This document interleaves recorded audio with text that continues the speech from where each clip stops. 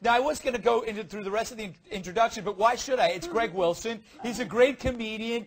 He was in the movie Hottie and the Naughty. Oh, thank you. Yes. Yeah, thank you. The box office bomb. The Hottie and the Naughty. Please. Yeah. Please. But you got a DVD out. You got a DVD out called Hollywood Legend and Sex Symbol. Yes, that's exactly. But the most important. I like it because none of it's true. That's my favorite thing about it. Okay. But you got headlining the Times Square Comedy Club all weekend. But the most important thing is you're teaching comedy workshops in New York City. That's what you hear. I want you to tell me about these comedy workshops. The comedy workshop, actually, there's something I didn't even intend to do. It's one of those things where I was kind of sitting around criticizing young comedians for so long that the club finally was like, hey, you should probably just teach a workshop. Yeah. Do it all at once. And then before they did that to shut you up. They really did. They're like, just do this during the day so we don't have to hear it, okay? Yeah. So I started, and then before I knew it, I mean, it just became like the best student reviewed workshop in America. Like the review, everyone was like, it's amazing. I can't believe everything you tell us. And so much so that actually, I've had a couple of professional comedians come up to me and go, hey, Craig, can you stop teaching this class because you're giving away a little too much? And so it just kind of turned into, it kind of took on this life of its own. And so that sounds like an infomercial line.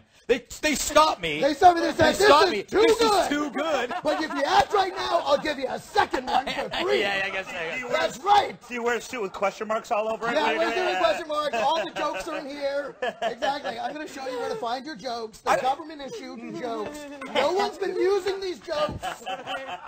They're just out there waiting for someone to apply for them. I got to ask you.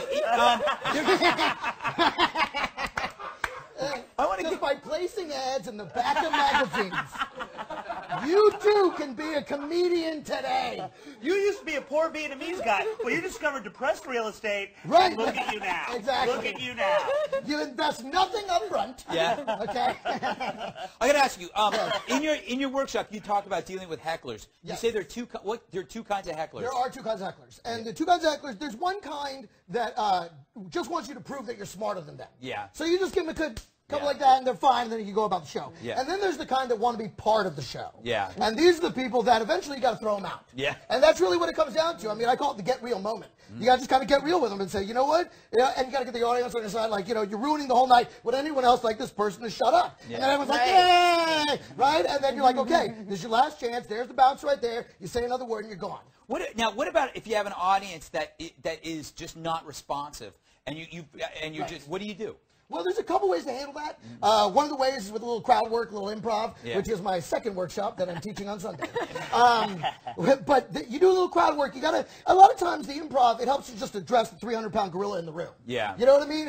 If three comics have bombed in a row, get up there and talk about it. Like, oh my God, did you see those last three guys? That was terrible. Say something to kind of address it and look them in the eyes, do a little crowd work off what they're doing, re-engage them in the show. Let me ask you something. You got students that come there. When you have a student and you know it's not happening, do you tell them to save their money? No, you don't, do you? No, and I'll tell you why, because they already spent it. Yeah. And there are no refunds. No refunds, Greg. Once the door's closed, no refunds. But really, it's more about the fact that they'll find that out on their own. And you never know. I mean, so much of comedy is really just sticking to it.